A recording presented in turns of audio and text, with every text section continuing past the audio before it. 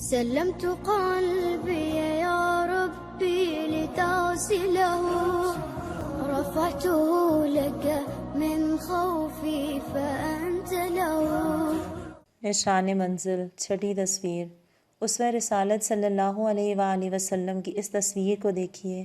کار دعوت کے ابتدائی دور میں گنتی کے چند نفوس نے ہاتھ میں ہاتھ دے کر جان نثاری کا عہد کیا۔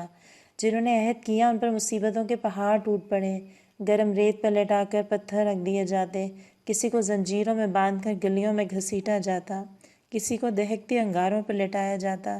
انہی میں سے ایک حضرت خباب بن الارت رضی اللہ تعالیٰ عنہ انگاروں پہ اتنی دیر لٹائے رکھتے گئے کہ پیٹھ کی چربی سے پگھل پگھل کر انگاروں کو بجھا دیا۔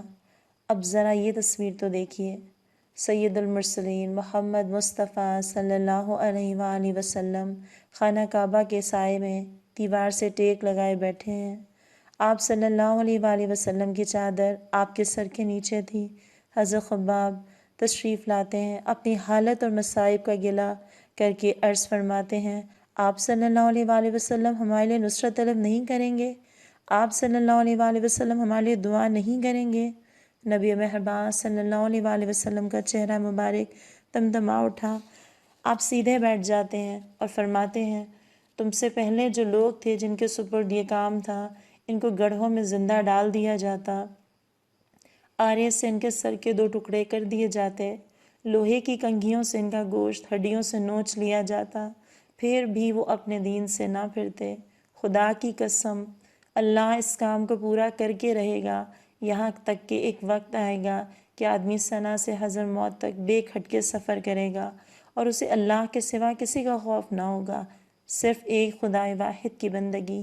اس کے نتیجے میں ایسا معاشرہ جہاں انسان کسی دوسرے انسان پر ظلم نہ کرے، کسی کا حق نہ مارا جائے، ایک بکری اگر کسی دور افتادہ مقام پر بھوک سے مر جائے تو صرف اس کے تصور ہی سے حکمران لرز اٹھیں۔ اسوہ رسالت صلی اللہ علیہ وآلہ وسلم کی اس تصویر کی روشنی میں کیا آپ کی دعوت اور پیغام انہی منازل کی نشاندہی کر رہے ہیں؟ چلیں آپ سوچئے کہ پھر اللہ کی زمین پر اللہ کا نظام آخر کیسے قائم ہوگا؟